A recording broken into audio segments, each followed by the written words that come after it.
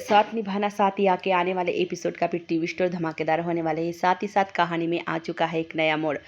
यहाँ पर हमें दिखाया जाएगा कि आरुषि जो होती है उसे सच्चाई पता चल जाती है गौरा की, पर गौरा उसे मारना चाहती है, पर वो जैसे तैसे बचकर निकल जाती है। और बचकर निकलने के बाद सीधा हॉस्पिटल में वो कोमा में जाने से पहले वो कोकिला मोदी की तरफ उंगली इशारा करती है।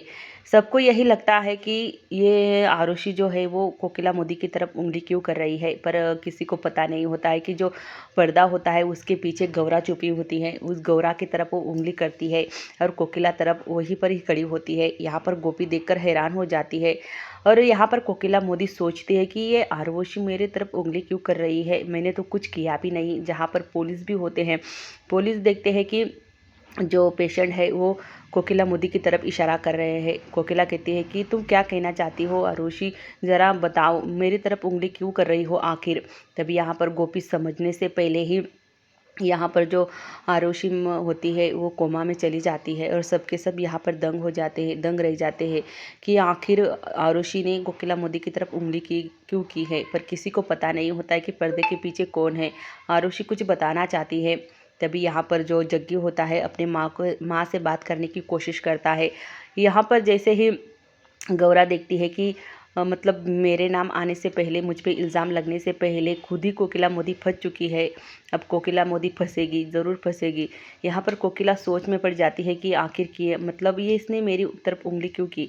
तभी इंस्पेक्टर साहब कहते हैं कि कोकिला मोदी जी, अब ये पेशेंट जो है ये कोमा में चला गया है। जब ये तक ये होश में नहीं आ जाता और ये बता नहीं देती कि हाँ इसके साथ ये हादसा और ये एक्सीडेंट किसने किया है, उसे मारने की कोशिश किसने की है, तब तक आप हवालत में रहोगे, क्योंकि जो पेशेंट है उसने आपकी तरफ इशारा किया है। कोकिला मोदी के कोई और बात भी होगी ना जो मुझसे वो कहना चाहती थी। ऐसा तो नहीं है ना कि मैं ही मुजरिम हूँ और वो बताना चाहती है कि यही मुजरिम है। ऐसा तो नहीं हो सकता ना इंस्पेक्टर साहब।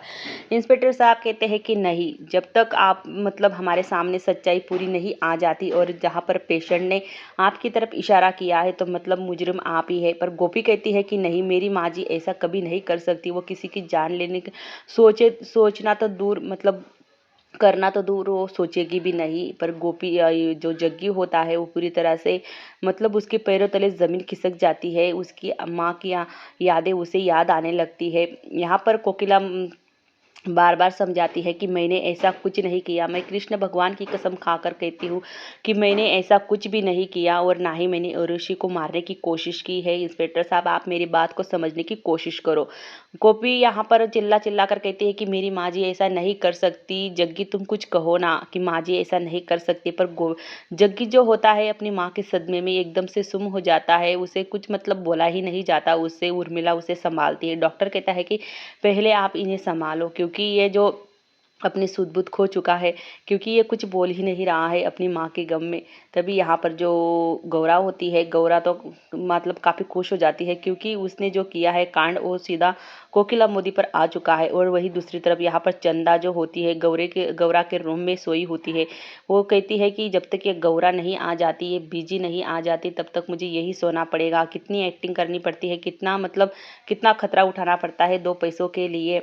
अब जब तक वो घर वापस नहीं आती तब तक मुझे ये एक्टिंग करनी होगी कि यहाँ पर गौरा सोई हुई है।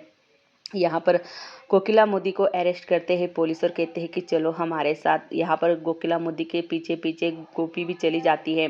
गोपी कहती है कि मामी जी आप यहीं रुकना और सारे सिचुएशन को संभालना। तभी यहाँ पर दूसरी तरफ गौरा जो होती है खिड़की से कूदकर अपने रूम में आती है और देखती है कि यहाँ पर सोया कौन है। यहाँ पर वो जैसे ही देखती है वो घबरा जाती है और डंडा निकालती है। अलमारी के पीछे डंडा रखा होता है, वो डंडा निकालती है और डंडे से मारने की कोशिश करती है। तभी चंदा देखती है कि यहाँ पर अचानक से कौन आया है। चंदा कहती है कि मैं आपको बचाना चाहती हूँ और आप ही मुझे मारना चाहती हो। वही दूसरी तरफ यहाँ पर गोपी जो होती है कोकिला मोदी के पीछे पीछे चली आती है। कोकिला उससे कहती है कि गोपी तुम अब घर जाओ। गोपी कहती है कि नहीं माँ जी, आपको लिए बिना मैं यहाँ से कहीं नहीं जाऊँगी और आप निर्दोष है, मैं जानती हूँ आप बेकसूर हो, फिर भी इन लोगों ने आपको यहाँ पर बंदी बनाकर रखा है। यहाँ पर जो इंस्पेक्टर साहब होते हैं वो कहते हैं कि हाँ, आपका घर का ड्रामा तो ऐसे ही चलता है, मतलब आप जाओ और आप कोई अच्छे सा वकील ढूंढो और इनकी जमानत के पेपर तैयार करो। यहाँ पर रोने और धोने से कोई फ़ायदा नहीं है। यहाँ पर उर्मिला यहाँ पर जग्गी को समझाती है कि जग्गी देखो ना क्या हो रहा है। जग्गी कहता है कि हाँ मामी, एक टेंशन गया नहीं कि दूसरे आ जाता है, ऐसा क्यों हो रहा है हमारे साथ। मैं भी जानता हूँ कि कोकिला मासी ये नहीं कर सकती कि आखिर मेरी माँ के साथ ये किया तो किया किसने।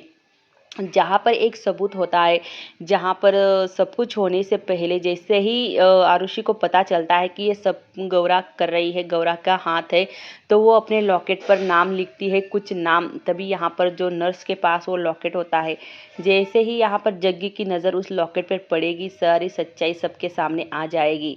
दूसरी तरफ विद्या अपनी बेटी को सुला रही होती है, पर मीरा देखती है कि मैं भी अपने बच्चों के पास जाती हूँ। वो हाथ लगाने जैसे ही जाती है, वहाँ पर चंदा आ जाती है और कहती है कि खबरदार हाथ लगाने की भी कोशिश मत करना, नहीं तो तुम्हें यहाँ से निकाल कर फेंक दूंगी। बच्चों को हाथ लगाना क्या दूर, मतलब देखना भी दूर, तुम्हें देखने भी नहीं दूंगी। चलो निकलो यहाँ से। यहाँ पर जो मीरा होती है वो चुपचाप से वहाँ पर रोते हुए अपने रूम से बच्चों के रूम से बाहर निकल जाती है।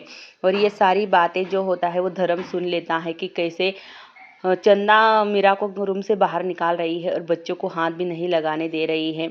यहाँ पर धर्म काफ़ी उदास हो जाता है, क्योंकि मीरा की आंखों में उसे आंसू देखने भी पसंद नहीं है। जैसे ही मीरा उदास हो जाती है, धर्म एकदम से, तभी यहाँ पर दूसरी तरफ अस्पताल में जो नर्स होती है जग्गी को बुलाती है और कहती है कि आपके माँ जी के कपड़े हैं और ये ताईत था उनका।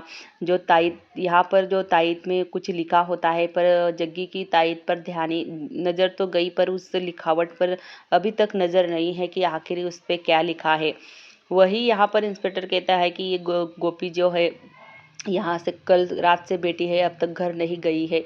यहाँ पर गोपी सोचती है कि कैसे हमारी माँ जी को हम बाहर निकाले। वही दूसरी तरफ अब यहाँ पर धर्म जो होता है, मीरा जा रही होती है, पर धर्म उसे अंदर खींच लेता है रूम में और कहता है कि मैं तुम्हारा पति हूँ, इतनी घबरा क्यों रही हो। मुझे पता है कि चंदा ने तुम्हें कैसे बच्चों के रूम से बाहर निकाला है, तो तुम्हारी जान बसती है ना बच्चों में, और मेरी जान तुम में बसती है, तो चुपचाप से अपने बच्चों से मिल ले।